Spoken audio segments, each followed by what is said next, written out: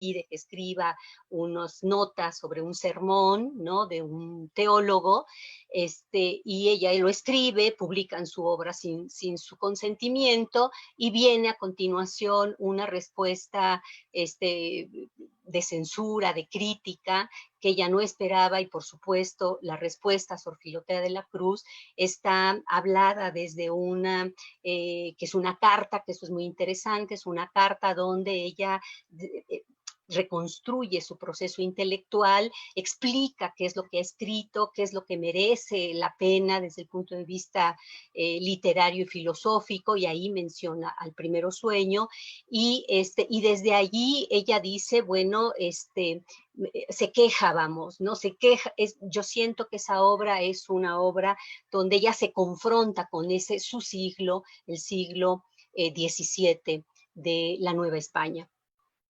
Es así, por ejemplo, que dice, entre otras cosas, que el matrimonio para ella nunca fue un proyecto, y que de alguna manera el ingreso al convento le permitió desarrollar sus intereses filosóficos, sus intereses intelectuales, ¿no?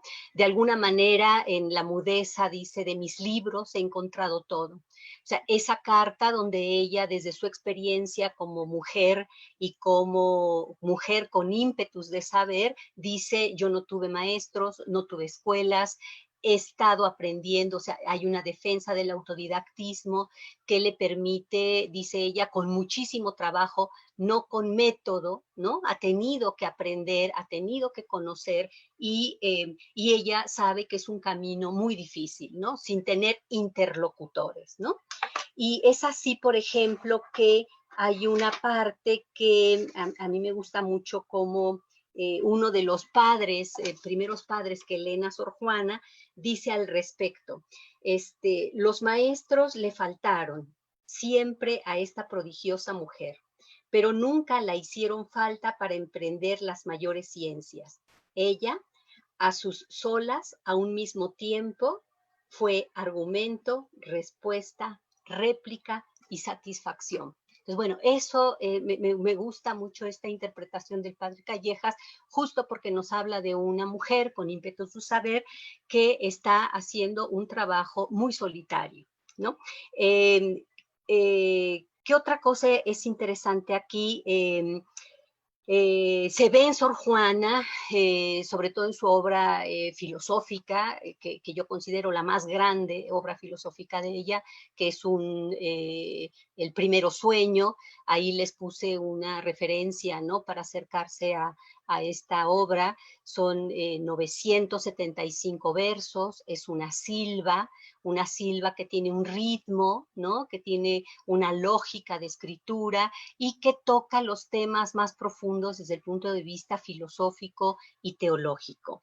Esta obra, para Sor Juana, y en la misma carta que mencionábamos, se refiere a ella y dice que el único papel que a ella le resulta interesante haber escrito es un papelito que se llama El Sueño, ¿no? Y es esta obra filosófico-teológica, escrita en verso, con 975 versos, o sea, una obra larga que apunta a que Sor Juana dedicó mucho tiempo de escritura y de control, digamos, del avance de los versos en el sentido metafórico y conceptual, que este es otro punto que también es muy denso. Bueno, yo debo decirles que la primera vez que leí El Primero Sueño, bueno, hace mucho, siglo pasado, ¿no?, mis clases de filosofía en México, me resultaba completamente enigmático, completamente incomprensible, ¿no? O sea, claro, o sea, la distancia es enorme en términos de cómo se leyó, cómo se escribió, cómo lo pensó Sor Juana, y lo que a nosotras, jovencitas, nos podía decir esta obra filosófica tan compleja. Sin embargo, el contenido del Primero Sueño vale la pena referirlo. Méndez Plancarte, que es uno de sus editores en México, hace una descripción muy pormenorizada del desarrollo del poema, y dice que lo divide en 12 partes y nada más las enumero. Dice, bueno, en todo este proceso del sueño está primero la invasión de la noche, después el sueño del cosmos, 3, el dormir humano, 4, el sueño de la intuición universal, 5, intermezzo, 6, la derrota de la intuición, 7, el sueño de la omnisciencia metódica, 8, las escalas del ser, 9, la sobriedad intelectual, 10, la sed desenfrenada de la omnisciencia, 11, el despertar humano y 12, el triunfo del día. Como ya me quedan 3 minutos y no quiero desaprovecharlos, efectivamente, digamos, hay otros autores que si me permiten un poquito, es el padre Calleja, en 1700, hace una descripción muy pequeñita, un poquito, del primero sueño, y que dice: siendo de noche me dormí, soñé que de una vez quería comprender todas las cosas de que el universo se compone. Divisas por sus categorías ni a un solo individuo. Desengañada, amaneció y desperté. Entonces, este primero de comprensión filosófica y teológica. Otros autores, otros filósofos que se han encargado de analizar esta obra señalan, por ejemplo, el filósofo Mauricio Beuchot desde México, ubica a Sor Juana como una filósofa, bueno, una filosofía. Yo no sé por qué le cuesta tanto trabajo decir filósofa, pero bueno, así es esto, ¿no? En este campo de la filosofía, y dice que es una filosofía de carácter barroco, y entonces él ve que hay una contraposición de posturas filosóficas de larga data en esta obra, ¿no? Desde toda la filosofía clásica griega, ¿no? Romana, pasando por el neoplatonismo, pasando por el misticismo, por la escolástica, ¿no? Particularmente, y pasando también por el humanismo renacentista y llegando a dialogar incluso con las filosofías modernas de carácter racionalista tipo cartesiano.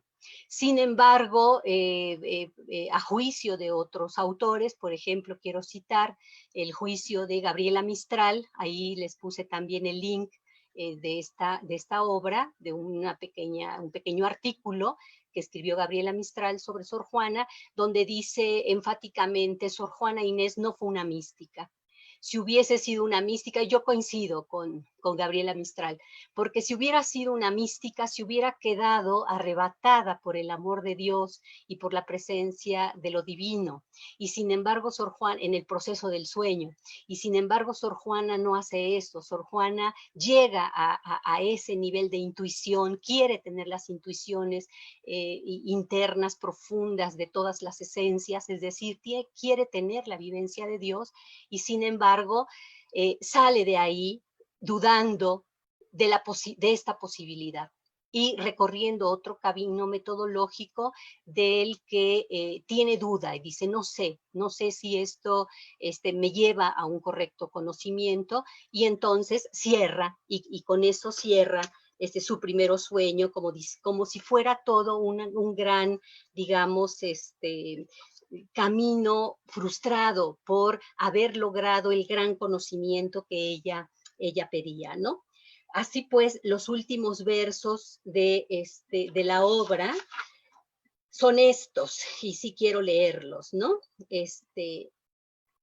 Son del 800, déjenme ver, cerca del 900, y dice así: consiguió al fin la vista del ocaso el fugitivo paso, y, en su mismo despeño recobrada, esforzando el aliento en la ruina, en la mitad del globo que ha dejado el sol desamparada, segunda vez rebelde determina mirarse coronada, mientras nuestro hemisferio, la dorada ilustraba del sol madeja hermosa, que con luz juiciosa, de orden distributivo, repartiendo a las cosas visibles sus colores iba, y restituyendo entera los sentidos exteriores, su operación quedando a luz más cierta, el mundo iluminado y yo despierta.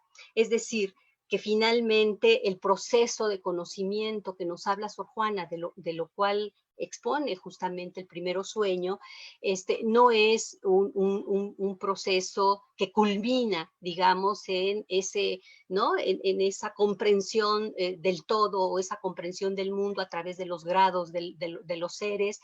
No, hay una terrible frustración de que si acaso la intuición no funciona, ¿no? Con la que podemos acercarnos a la totalidad, a la esencia pura, a Dios, tampoco esos grados del ser me llevan a la certeza. ¿Y qué le queda a Sor Juana? Despertar, ¿no? Despertar y otra vez, ¿no? Y además, sí, a mí bueno, no sé, a veces yo sufro de insomnio y a veces me acuerdo de Sor Juana porque son largas noches y cuando llega el día, yo aún despierta. Y yo pienso, Sor Juana seguramente trabajaba mucho de noche, ¿no? Como para querer atrapar el sentido de la vida, el sentido de la totalidad, el sentido de Dios, el sentido de su fe y el sentido de su gran ímpetu intelectual, y el día la alcanzaba y ella estaba despierta. Entonces, bueno, yo me quedaría hasta acá con esta exposición para no robar más tiempo a los colegas. Gracias. Gracias, maestra María del Rayo, por la exposición. Ahora vamos al otro virreinato, al virreinato de La Plata. Estará por ahí maestro Hugo.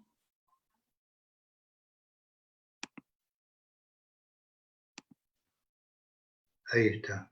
Creo que no estamos, pero no sé si con voz y voto cuando haya que ponerlo, pero está bien, ¿no? Bueno, vamos a tratar de aprovechar el tiempo previsto. Voy a seguir un poquito el librillo que cada maestrillo se supone que puede traer consigo. Me voy a centrar en la figura de uno de los, personajes filosóficos de mayor relieve de lo que, representó el periodo colonial en el Río de la Plata, y va a ser en principio entonces la figura del llamado Deán Funes, cuyo nombre de pila fue Gregorio, y podemos incluirlo a él dentro de lo que, hoy en día, de alguna manera u otra, hoy en día me refiero la segunda mitad del siglo pasado, fueron considerados como teólogos o curas de la liberación o del tercer mundo, de una manera, por cierto, bastante, digamos, mediatizada y, en fin, desde una enorme distancia temporal. El tal Gregorio Funes, más conocido como el Deán Funes, fue uno de los grandes curas de la Revolución de Mayo de 1810. Nació y murió en la Argentina,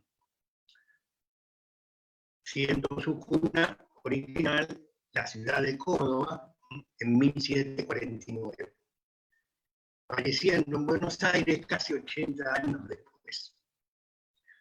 Entonces estamos hablando de una vida bastante pródiga, que comenzó, digamos, su formación filosófica superior, estudiando en la Universidad de Alcalá de Henares.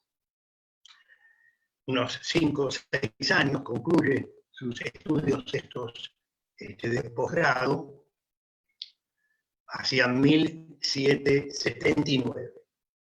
Allí, estando en España, vive la apertura cultural ilustrada bajo Carlos III, el cual fallece en diciembre de 1788, y el propio Funes pronunciará más tarde en Córdoba una destacada oración fúnebre. Me refiero más tarde, ya habiendo vuelto de España, unos 10 años previos a la muerte del propio Carlos III. Hacia 1888, Funes es nombrado rector de la Universidad de Córdoba, Estamos hablando de Córdoba, por cierto, de nuestro continente, todo el tiempo. Bueno, la Universidad de Córdoba, la cual le imprime una amplia renovación curricular y también redacta un plan de estudios hacia 1813, en el cual, bueno, se introduce una serie de novedades, entre comillas, con respecto, por ejemplo, a la enseñanza de francés, y también imprimiéndole un fuerte impulso a las ciencias exactas. Por ejemplo, bueno, en cuestionamiento a la física aristotélica, una crítica también a la escolástica, todo eso se puede de alguna manera verificar en el frondosísimo trabajo que ha hecho sobre ese periodo de Funes, un viejo colega, un amigo de muchos de nosotros los mayorudos, que fue Juan Carlos Torque Estrada. Torque, una vez retirado de la OEA y bueno, y pudiendo volver al trabajo intelectual, escribirá justamente para la revista Cuyo, que es, bueno, casi un clásico dentro de lo que se ha llamado el pensamiento latinoamericano. Primero apareció como pensamiento argentino, después se le agregó la otra partícula de latinoamericano, y ahí entonces el propio Torque Estrada escribió un larguísimo artículo sobre la gestión de la persona de que estamos hablando, de Leán Funes, sobre precisamente el plan de estudios que él introduce o propone, al menos, para su universidad, siendo rector ya de la misma. Con el correr del tiempo, pocos años más tarde, bueno, estalla el movimiento independentista en el Río de la Plata, con todos los antecedentes previos y las consecuencias ulteriores también del mismo, y entonces se encumbra de alguna manera Funes como uno de los principales voceros de este movimiento. Bueno, por ejemplo, un movimiento que por cierto sabemos que fue rechazado por el papado, así que la situación de un cura como Funes y algunos otros más que adhirieron también a la revolución, precisamente no fue del todo cómoda, ¿no? Con respecto a su ubicación prácticamente como un excomulgado. Bueno, entonces, avanzando en toda su carrera existencial y sobre todo política y académica, se lo nombra o es elegido o electo como diputado por su propia ciudad, de su provincia de Córdoba, en una fecha muy significativa, porque es en medio del estallido revolucionario, en mayo de 1810, unos meses más tarde, precisamente entra a la ciudad de Buenos Aires como representando a su propia provincia. Entre 1810 y 1811 sucede nada menos que al prócer Mariano Moreno, que estaba en una especie de exilio como expatriado, y muere precisamente en el viaje en condiciones bastante dudosas en cuanto a una muerte natural o provocada por una especie de veneno que pueden haber introducido en algún brebaje. Bueno, entonces seguimos con el Leán Funes, y en esta época estamos hablando de la dirección de un periódico muy significativo, ¿no?, para la época, la Gaceta de Buenos Aires. Y allí publica diversos artículos sobre la libertad de prensa y otros asuntos de relevancia epocal, como precisamente lo fue la polémica cuestión indígena, que con los reverdeceres revolucionarios pasa a cobrar un papel muy importante en la imagen del indígena, tan, digamos así, desvirtuada desde el punto de vista de lo que ha sido la concepción acerca del mismo, como la propia realidad, no es así, de la explotación que sufrieron los aborígenes durante todo el proceso colonial. Bien, en ese entonces estamos en este momentico de de la dirección de este periódico, La Gaceta de Buenos Aires. Después vamos a citar algunos pasajes del propio Funes en esa tribuna. Corriendo el tiempo, hacia el 25 de mayo de 1814, pronuncia una oración patriótica para celebrar el aniversario de la regeneración política de la América del Sur. No se quedaban con chiquitas en cuanto a las denominaciones y al énfasis que después de estar viviendo, siendo un protagonista de un proceso de tanta significación, no es así como fueron las guerras de la independencia y el periodo que la acompañaron. Desde el punto de vista político, que no termina de un día para otro, sino que lleva una buena parte de los comienzos del siglo XIX. Bueno, entonces, para seguir un poco entonces con este personaje, estamos hablando de otros rasgos, por ejemplo, la de el 25 de mayo del 14, estamos un poco hablando de eso, la nación patriótica, y también el rechazo de la obra colonizadora de España, en contraposición al derecho natural, una España que no había respetado precisamente algo tan elemental como podría ser la soberanía territorial en nuestro continente. Entre 1816 y 17, estamos hablando entonces de un personaje que ya salió del periodo colonial, si bien nace a mediados del siglo XVIII y se traslada poco tiempo después, como vimos, a España para perfeccionar sus estudios. Sin embargo, estamos ya inmersos en lo que podría llamarse, bueno, un cambio de régimen, un cambio de vida, un cambio así de valores muy significativos.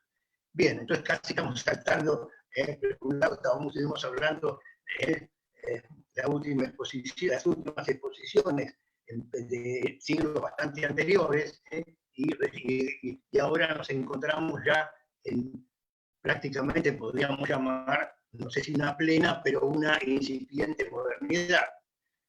Entonces, ahora tendríamos que ocupar de referirnos a otros aspectos de la vida de Deán Funes, como fue precisamente un ensayo, el primer ensayo, puede ser considerado como un poco de primer historiador de esta región, y el primero fundador de la historiografía nacional, y de lo que también se calificaba en términos grandilocuentes como el historiador de la patria naciente. Y estamos hablando, es una obra en varios tomos, publicada entre 1816 y 17, el ensayo sobre la historia civil de Paraguay, Buenos Aires y Tucumán. Bueno, en los últimos años del propio Funes, protagoniza así como una especie de ruptura por lo menos de emergencia, de lo puramente rioplatense para trascender hacia otras regiones. Aparece de alguna manera como diplomático de la Gran Colombia, que en ese momento ya sabemos que incluía la propia Colombia, llamada entonces Nueva Granada, Venezuela y Ecuador. Eso de la Gran Colombia tuvo una gran significación, especialmente en esas regiones, porque los estudiantes enarbolaban, como fueron enarbolando la idea de la integración latinoamericana y de la patria grande, etc., también esa idea de la Gran Colombia, que fue una de las banderas, justamente uno de los primeros congresos de estudiantes del siglo XX, del principio del siglo XX, todavía se proclamaban como, no es así, como perteneciendo a la Gran Colombia, cuando ya la Gran Colombia no dejó de ser más que una especie de ensoñación, de lo poco que quedó de la integración original de nuestras tierras independientes. Después se fueron fragmentando cada vez más las nacionalidades hasta terminar en todo eso que, bueno, de las patrias chicas, o, en fin, en contraposición a lo que eran precisamente los ideales de mucha de esta gente, especialmente el Gran Bolívar, el propio San Martín, etcétera, etcétera, el llamado Partido Americano frente al Partido Europeo, a los que querían que para ser civilizados, libres y claramente independientes, fíjense qué paradoja, tendríamos que integrarnos prácticamente sin solución de continuidad con la civilización europea, en la cual incluían, por cierto, también a los propios Estados Unidos. Bueno, entonces estamos ya en la última etapa existencial del deán Funes, y ahí en ese momento, bueno, aparece como en la Catedral de la Paz Bolivia como decano, y a través precisamente de las mediaciones que habían hecho tanto Sucre como Bolívar, y finalmente lo designa como representante suyo en el Río de la Plata. Y, digamos, el último acto significativo que podemos reconocer o recordar del propio Funes es la propuesta hacia 1826 de que la Argentina participe en el Congreso Continental que llamó Bolívar, un congreso que contó casi con muy poca, digamos, representación desde el punto de vista de lo que eran las grandes naciones del momento, todo en Panamá, y donde se proclamó la necesidad de crear precisamente una federación de países latinoamericanos.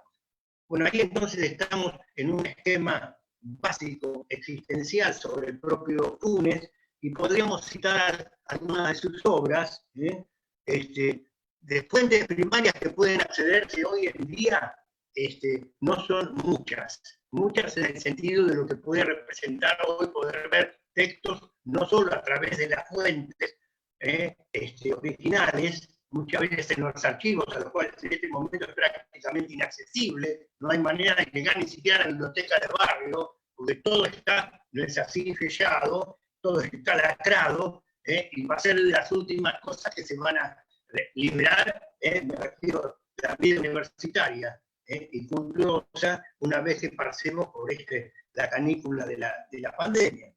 Entonces, pero de todas maneras, justamente esa revista, la revista Estudios, publicada en la Universidad de Córdoba misma, tiene dos números, uno en el año 94 y otro en el 99, que puede tener acceso a través de la propia web. Y ahí entonces van a ver distintos trabajos del propio Funes, también estudios de algunos de sus principales exégetas, como fue Horacio Crespo, y también para echar un poco con esto, podemos también citar otras fuentes antes de citar al propio autor expuesto, ¿no? Que podría servir para otros, digamos, para tratar otros de los casos que vamos a ver desde la perspectiva argentinista, para la cual me han asignado la función de poner en estos paneles a los cuales tenemos ya no solo que agradecer al organizador originario, sino también a quien le ha dado toda la dosis de modernización y de, en fin, todo esto de elementos audiovisuales que estamos hablando entonces, por un lado de Alex Ibarra y por otro el del organizador de las secuencias estas, podríamos decir, fílmicas, vistosas. Vaya a saber cómo podemos calificarlas, pero es una... Bueno, en fin, para dejar de calificativos y entrar un poco más en las últimas referencias, estamos hablando del libro del padre Leocata, Las ideas filosóficas en la Argentina, que le dedica unas buenas páginas a la obra de deán Funes. Después hay también algunos que otros. Bueno, Torquia Estrada precisamente fue, que estábamos ya anunciándolo de antemano,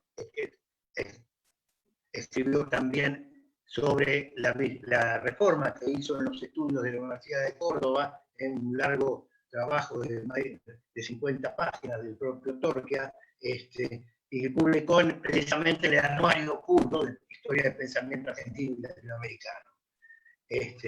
Hay un trabajo que no es fácil de acceder, que es El Libertador Bolívar y Adrián Funes, un trabajo publicado en Madrid sin data, y bueno, por ahí más o menos estamos. Uno vamos a citar por último un cordobés, Jorge Torres Rolero, bolivariano de la Revolución de Mayo. Bien, ese puede ser visto en nuestro portal de CECIES, y está entonces que mandó el propio autor para incluir allí. Bueno, vamos a ver entonces algunos textos, testículos, o como quieran llamarlos, del propio Funes, del autor tratado nuestro, ¿no? Bueno, vamos a destacar ahí la crítica, que como habían hecho también otros religiosos, algo que representó la inhumana explotación del indígena, por parte, por cierto, de los conquistadores españoles, que no fueron los únicos, por supuesto, que trataron así a las culturas originarias. Bueno, y también, por otro lado, se reivindica Funes a la racionalidad de los propios aborígenes, como fue ya bastante frecuente en una parte de estos sectores, no es así, ilustrados, algunos de los cuales ya fueron expuestos anteriormente. Bueno, entonces, vemos que, en particular, con respecto al tratamiento de los pueblos originarios, el Deán enfatiza entonces las crueles vejaciones, despojos y esclavitudes que sufrieron los indios, tratados, como dice él, como siervos por naturaleza y bestias de carga. ¿Por quiénes? Por aquellos que no conocieron que la verdadera riqueza de cualquier país son los hombres y no el oro o la plata. Bueno, por cierto, tampoco eran considerados demasiado hombres, ¿sí? Más bien infrahumanos, en fin, mitad bestia, mitad cualquier otra cosa, hasta inorgánica. Bueno, entonces, la acusación entonces de Funes a los conquistadores, que pese a sentirse dotados de una índole superior, sexual, repartieron a los indígenas como ganados para hacerlos trabajar en los campos y en las minas, hasta hacerlos perecer bajo la espada o la fatiga. Un texto de la Gaceta de Buenos Aires que hemos citado, en realidad es más, un texto que acá yo lo estuve acopando, digamos, y un poco desvirtuando, como corresponde cuando uno fuerza las cosas de tal manera. Bien, para ir terminando con la visión de Funes, en este caso seguimos con la función, el papel que le cumplieron a los españoles durante la llamada colonización. Ya no cuestiona solo a los tales conquistadores, sino también a la propia monarquía hispánica, acusándola de avasallar a sus pares americanos, pero vistos del más alto rango gubernativo. Ya no se refería a la plebe aborigen, sino nada menos que a sus principales conductores y líderes. Por ejemplo, entonces dice ahí, cita ahí, cita del propio Funes con respecto a dónde también pueden radicarse los males de la conquista y colonización. ¿Qué derechos tuvieron los reyes de España para estar al cargo de la fortuna a los Moctezuma y a los incas y apoderarse de sus imperios? Entonces, un cuestionamiento total, tanto desde el punto de vista de las masas como de sus propios conductores, ¿no? Bien, entonces, por último, solo si hacemos una ligera mención de parte de la opresión de los indígenas, a la referencia que hace Funes, siendo, obviamente, no es así, un no solo periodista, sino el director, nada menos que del principal órgano de la independencia, creado por el propio Moreno y continuado por el mismo Funes. En él habla precisamente de lo que se llama comúnmente como la libertad de prensa, invocando también, dice, a nuestro sabio gobierno. Y entonces, de ahí llama a romper las vergonzosas cadenas impuestas al pensamiento y a la libertad de expresión. Mientras señala la necesidad de contribuir a la felicidad general mediante el camino de la comunicación. Una palabra un poco, digamos, infrecuente en aquella época. Bueno, un camino entonces que hizo al hombre ciudadano, me refiero a la de la prensa y la posibilidad de expresarse libremente a través de ella, sin la censura que existía, por cierto, prácticamente, era el pecado por pensar, ¿no? Por pensar y expresar sus ideas, otra de las cosas que venían junto con, bueno, la Inquisición. Bien, un camino entonces que hizo al hombre ciudadano de todo el mundo, contemporáneo de los tiempos más remotos y depositario de todas las riquezas literarias que acumularon los siglos. Eso se publicó en una edición de la Gaceta Extraordinaria de Buenos Aires el 28 de abril de 1811, etcétera, etcétera. Con esto acaba mi modesta contribución a un tema, a una época que en realidad me resultaba totalmente exótica. Me estoy refiriendo a la colonia, pero el siglo XIX, parte del XX, parte del XX, todo el XX y el siglo XXI inclusive. Porque en realidad la forma de estudiar o de investigar que yo he tenido ha sido tan acotada. En general, nunca estuve ejerciendo la llamada docencia de una manera, digamos, regular, siguiendo programas, etc. Y entonces, al ser un investigador puro, solo he podido cosechar, así como pequeñas, en todo caso, fracciones de conocimiento, y mucho de por ahí, de ahí, nadie me saca, como decían en un portugués un poco forzoso.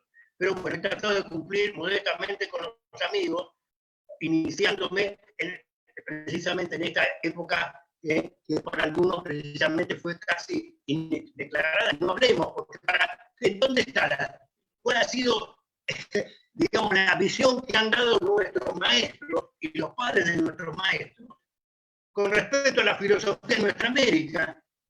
Y prácticamente todo esto es la colonia ni hablar. Todo era una reproducción, una especulación, simplemente algo olvidable. En todo caso puede surgir algo de pensamiento de cierto nivel y original con figuras como Alberti, que vamos a tratar en la sesión próxima, y parar de contar. Y después entrar la normalidad o la autonomía filosófica, bueno, con los filósofos de carrera, los que estudiaron en la Facultad de Filosofía y Letras, que es una íntima minoría en relación a todos los tipos que han pensado entre nosotros, y muchos de ellos con mayor nivel que los propios académicos. En fin, muchas gracias por todo, y bueno, que sigan adelante los mejores.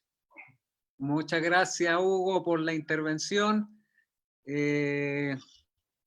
María, yo por si me esté pasando, te pido que me avises unos 2 minutos antes de los 15, ¿puede ser? Gracias. Bien, en Chile, en comparación a México y Perú, los estudios coloniales son escasísimos. Tal vez uno de los más difundidos es Alonso o Alfonso Briceño, sobre todo por los trabajos de Mirko Escariza y algunos de sus discípulos. Sin embargo, no hay duda que el más estudiado es Manuel Lacunza. En distintos momentos de nuestra historia intelectual. La mayor biografía y bibliografía se la debemos a Alfred Félix Boucher en la publicación en francés del libro una celebridad olvidada. El padre Manuel Lacunza y Díaz, 1731 a 1801. Texto que fue publicado en 1941 y reeditado en 1968.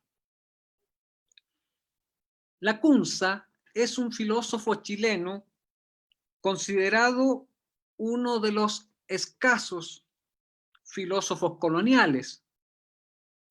Este autor, profundamente religioso, vivió el exilio de los jesuitas, situación que le permitió acabar su obra bajo el seudónimo de Ben Ezra.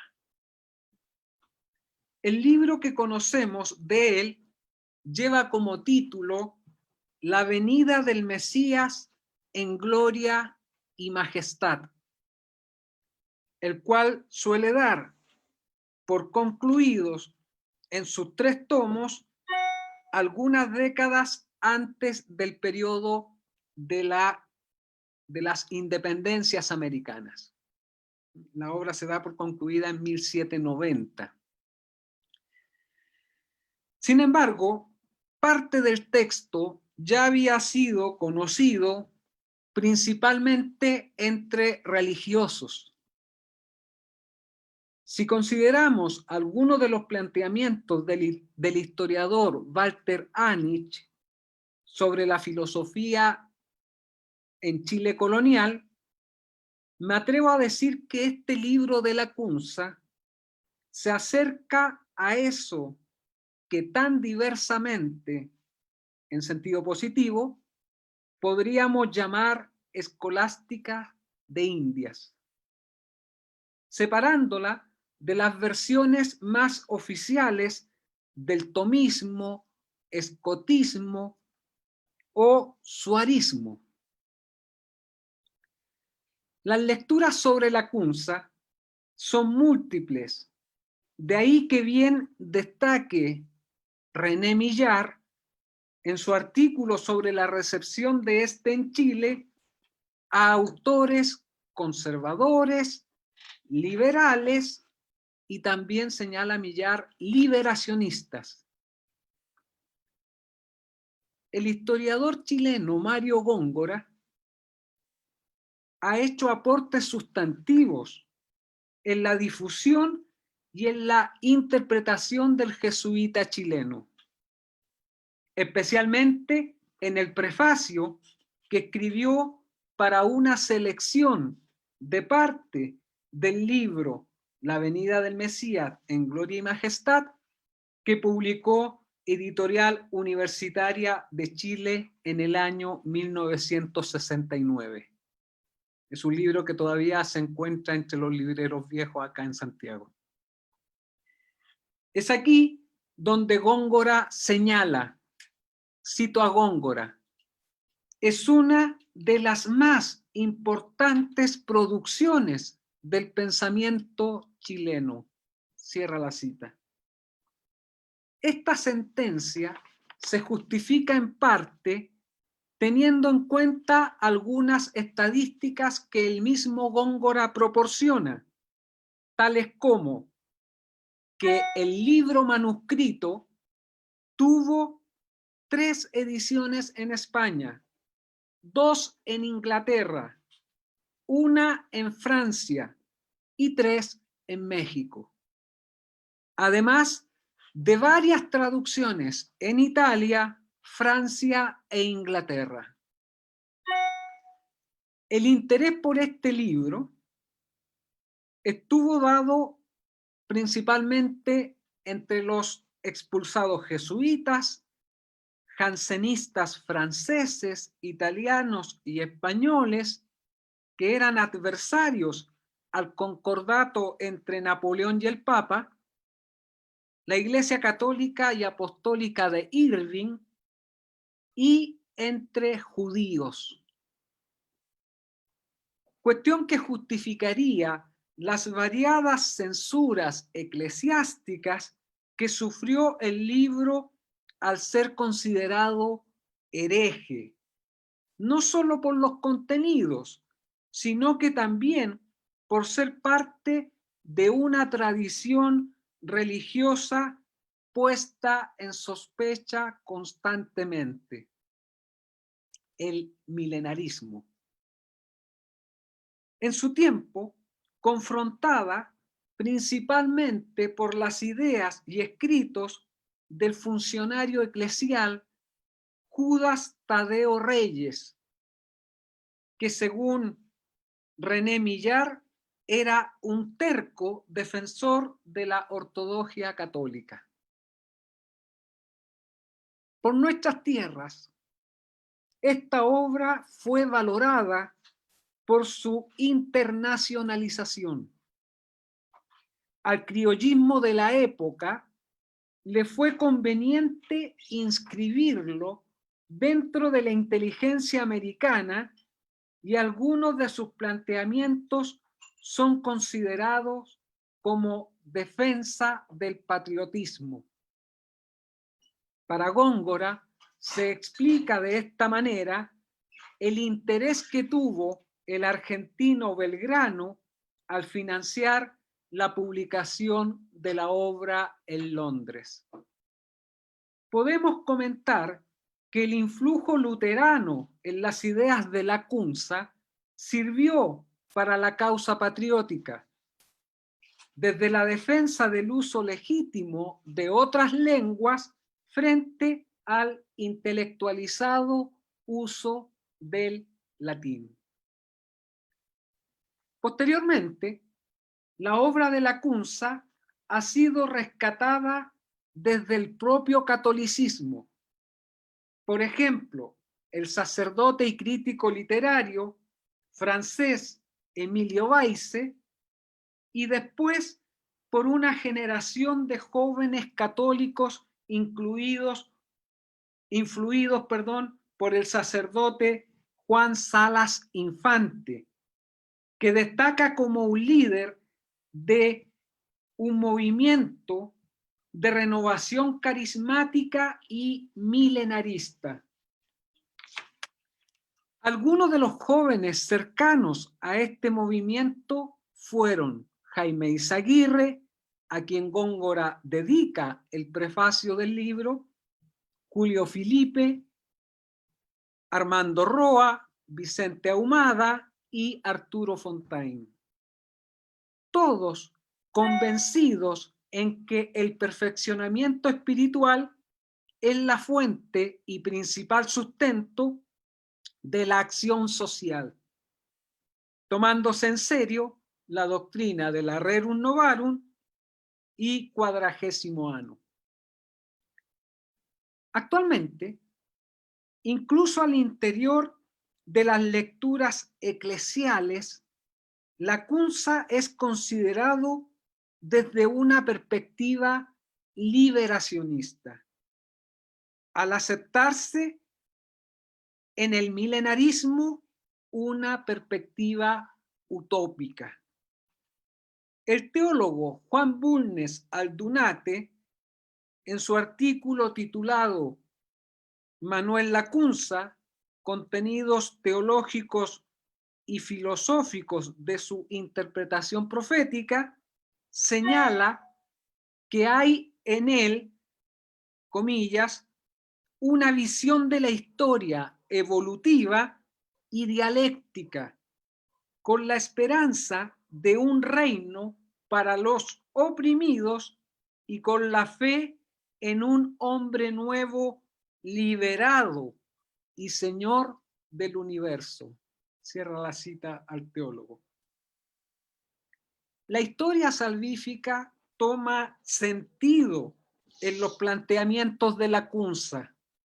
En parte esto aparece rescatado en un libro bastante reciente del destacado filósofo e historiador chileno Miguel Rojas Mix.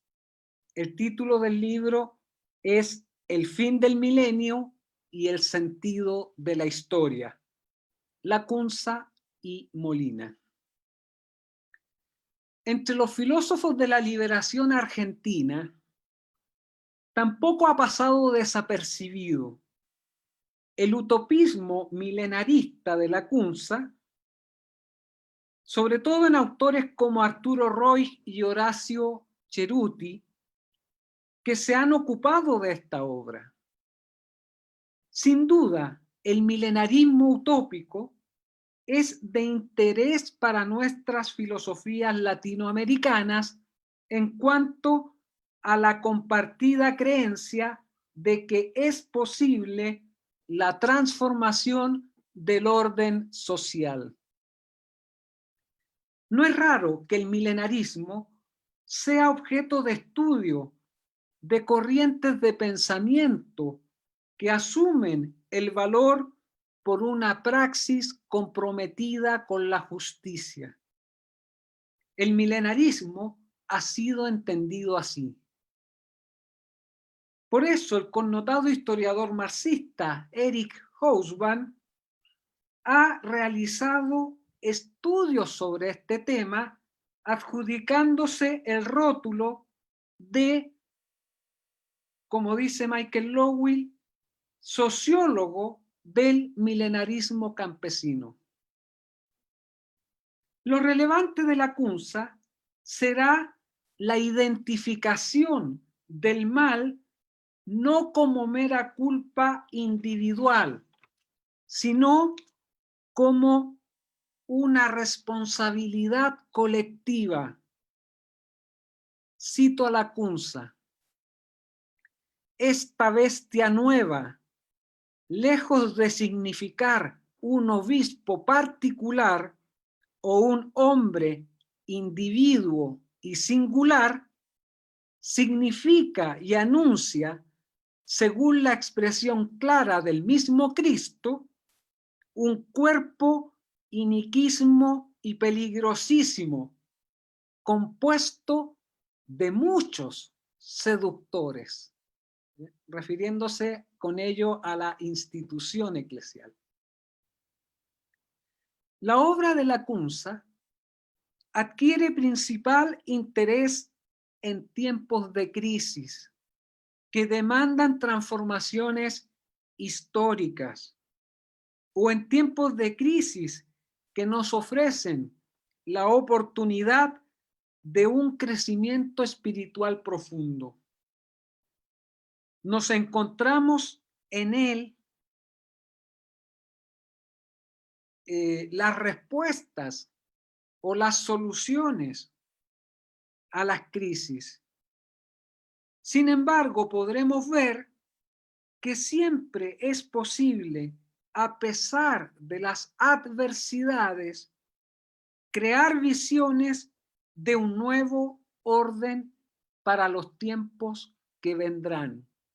Cito nuevamente a Lacunza: ninguno puede condenar ni reprender justa y razonablemente esta novedad, por solo el título de novedad o porque no se conforma con el común modo de pensar. Cierra la cita. Tal vez lo más contundente desde nuestros días en torno a la obra de Lacunza se encuentre en una reedición del texto que ha venido preparando Horacio Ceruti, ¿no? Y es una reedición que se encuentra ahí todavía inédita, esperando su turno de publicación en estos cuadernos de Nuestra América que se publican en Venezuela. 2 minutitos, Alex, para cerrar. Bien, justo estoy con eso terminando, María. Así es que le podemos dejar ahora el turno a Pablo, que va a cerrar con la exposición que viene. Gracias.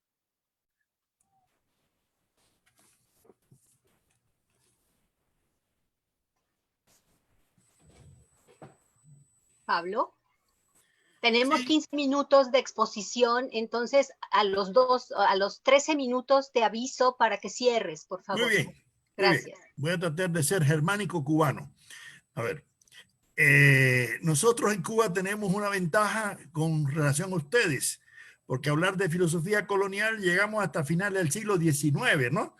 Recuerden que, como decía Máximo Gómez, los cubanos tenemos o una virtud o un defecto, o no llegamos o nos pasamos, ¿no es así?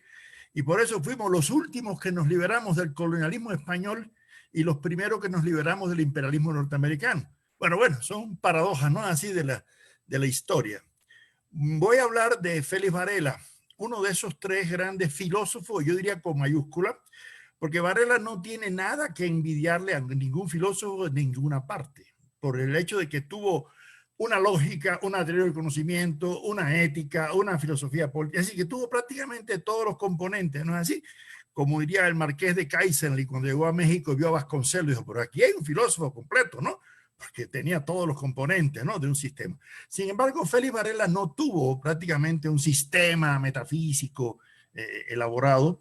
Es un filósofo que, en primer lugar, cultiva, siendo sacerdote, la filosofía, pero sin subordinarla, por supuesto, a la teología, ya que él es un crítico abierto de la escolástica, que para él era un árbol estéril que no daba frutos, siguiendo un poco la tradición de su maestro José Agustín Caballero y tratando de incorporarse con la filosofía moderna.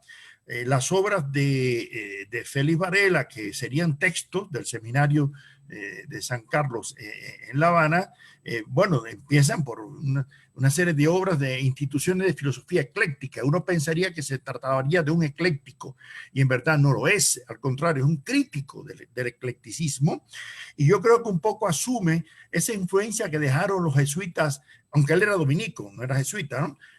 Mexicanos como Benito Díaz de Gamarra, Francisco Javier Alegre, que estuvieron varios tiempos, incluso uno de ellos se quedó 10 años en La Habana, ¿no?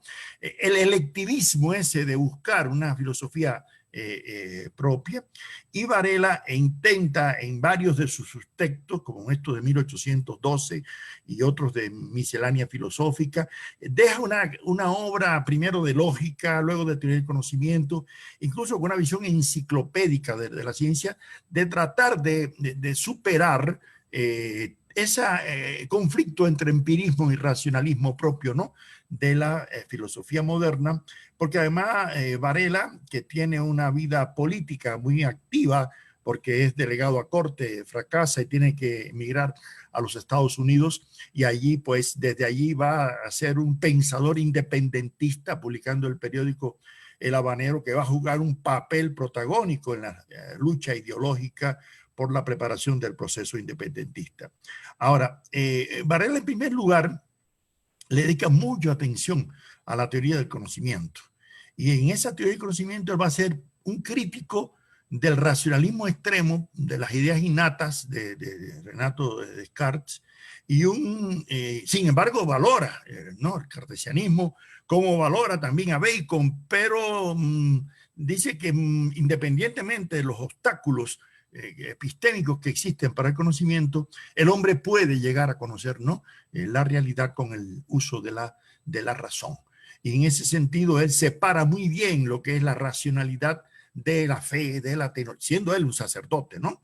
Él le da mucho valor al papel, ¿no?, de la razón y de la capacidad intelectiva del ser humano, y sobre todo por un optimismo epistémico muy fuerte, y por eso le dedica incluso a la matemática, a la física, a la química, a las ciencias naturales una atención en particular, y es lo que trata de transmitirle a sus estudiantes a partir del concepto de que la filosofía es la que le abre las puertas a todas las ciencias, ¿no?, en ese momento. La obra de Varela se va a caracterizar por esa crítica a cualquier tipo de escepticismo o de cualquier de subordinación, ¿no?, de la razón a la fe, y hay una profunda confianza en que el ser humano sí puede llegar, ¿no?, a conocer la naturaleza de las cosas. En primer lugar, en Varela se puede apreciar la idea, ¿no?, de que el método experimental a través de la información empírica es una puerta de entrada al conocimiento, pero que no es suficiente. O sea, que hay que superar el empirismo, hay que superar cualquier tipo de sensualismo, y sobre todo a partir de la libertad que posee el ser humano de conocer, ¿no?, la esencia de las cosas. Libertad que se traduce no solamente en el plano epistémico del conocimiento de la naturaleza, sino del conocimiento de las leyes sociales, del desarrollo humano, y por lo tanto de ver la posibilidad de transformar la realidad a partir de ese conocimiento. Según él, y cito, en los objetos que están al alcance de la razón se permite no solo su existencia, sino su modo y su causa, o por lo menos se nota la posibilidad de conocerlos, ¿no? Y dice, de ahí resulta que nuestro entendimiento es enteramente libre en todas las ciencias naturales, y también lo es en investigar la existencia de los objetos que superar la razón antes que creerlos. Infieres igualmente que cuando creemos dichos objetos, procedemos conforme a la razón, pues ella nos prueba primero la existencia y después la certeza de dichos objetos, y por consiguiente la necesidad de creerlos. La razón, pues, sin salir de su esfera, nos conduce a otra superior en ella, que ella misma descansa por haber conseguido su objeto, que es la verdad. Es decir, que ese optimismo epistémico que va a estar presente en toda la obra filosófica de Varela va a dejar una huella en José de la Luz y Caballero, su discípulo especial, y en toda la tradición filosófica cubana, tanto José Martí como Enrique José Barona, del cual hablaremos si nos dejan, ¿no?, en otras sesiones posteriores, pues son continuadores de ese mismo pensamiento emancipador, desalienador, humanista, pero no de un humanismo abstracto. Y yo insisto mucho en que tanto en el pensamiento cubano como en el pensamiento latinoamericano hay muchos representantes de lo que Marx llamaría humanismo práctico, o sea, un humanismo militante vinculado a algún sujeto social, ya sean los esclavos, ya sean los indígenas, ya sean los obreros, porque Varela también es un crítico de la esclavitud, y no solamente un crítico del colonialismo español, y va a tener una postura muy activa en pro de la independencia, no solamente de Cuba, sino también de Puerto Rico y en general de las dos islas que aún quedaban. Y por eso se opuso a la idea de Bolívar de que vinieran tropas colombianas en el sentido gran colombiano a liberar a Cuba y Puerto Rico, porque él decía que no, que debían ser los propios cubanos los que lucharan, ¿no?, por su independencia. La obra de Varela insiste mucho en la necesidad del papel de la educación, y por eso deja una obra pedagógica impresionante. Bueno, el Instituto Superior Pedagógico donde yo estudié en Santa Clara, en la Universidad de Las Villas, lleva su nombre, porque la obra pedagógica de Varela se destaca por una labor realmente muy valiosa de inculcar en los niños y en los adolescentes el culto al conocimiento de las ciencias naturales y de las incipientes ciencias sociales que todavía no están conformadas propiamente, pero que las intuye. Él insiste en que hay que conocer, ¿no?, la sociedad, hay que conocer las raíces históricas de cada pueblo, y ahí bajo tal vez la influencia de Kant, porque él estudia el pensamiento de Kant y le dedica mucha atención a ese cosmopolitismo. Sin embargo, aunque Varela comparte las ideas del Weltbürger, de ese ciudadano del mundo, Varela va a insistir mucho en el patriotismo, porque no puede haber un cosmopolitismo abstracto. Y por eso dice, el hombre tiene contraída una obligación estrecha con su patria, cuyas leyes lo han amparado y debe defenderla. Por tanto, es un absurdo decir que el hombre es un habitante del globo y que no tiene más obligación respecto de un paraje que respecto a de los demás. Es cierto que debe ser ciudadano del mundo. Esto es que debe tener un afecto general al género humano, una imparcialidad en apreciar lo bueno y rechazar lo malo, donde quiera que se encuentre, y un ánimo dispuesto a conformarse con las relaciones del pueblo a que fuera conducido. Pero figurarse que el habitante de un país culto debe mirar su patria con la misma indiferencia que vería a uno de los pueblos rústicos, eso es un delirio. O sea que él articula muy dialécticamente, ¿no?, el patriotismo y el cosmopolitismo. Las obras de Varela se encuentran en internet en 3 tomos que han sido publicadas recientemente, de nuevo por el amigo Eduardo Torres Cueva, que ha sido uno de sus estudiosos. Yo puse el primer tomo ahí a disposición, pero las pueden encontrar los 3 tomos. Ha habido varias ediciones, ¿no?, de las obras de Varela, y van a ver que en el tercer tomo está ese trabajo magnífico sobre la relación entre patriotismo y cosmopolitismo. Varela fue muy estudiado ya en el siglo XIX por José Manuel Mestre en la primera historia de la filosofía en Cuba que se hizo de la filosofía en La Habana. Luego Barona, Martí le van a dedicar artículos a su estudio. Y cuando comienza la vida republicana en Cuba, Hernández Travieso le dedica un libro como forjador de la conciencia, porque a Varela se le considera uno de los forjadores de la identidad nacional cubana. Medardo Whittier, en su magnífica historia de las ideas filosóficas en Cuba, por supuesto que dedicará un capítulo. Y en los últimos años, después del periodo revolucionario, Isabel Monal, Olivia Miranda, Eduardo Torres Cueva, Jorge Ibarra han sido muy estudiosos de la obra de Varela. Yo voy a terminar con una cita que hace Olivia Miranda, que en su libro sobre Varela, en que dice: Varela no se propuso estructurar un sistema filosófico acabado, de carácter especulativo, sistema como aquellos contra los que se manifestó explícitamente, guiado por su antiescolasticismo, sino buscar soluciones concretas a problemas como la investigación azucarera, la fundamentación teórica de las ideas contra la dominación colonial y la esclavitud, tomando como punto de partida los derechos naturales del hombre como especie, el contrato social y la utilidad de las leyes para el bienestar general, así como el papel de la razón y la educación como las fuerzas motrices del progreso social.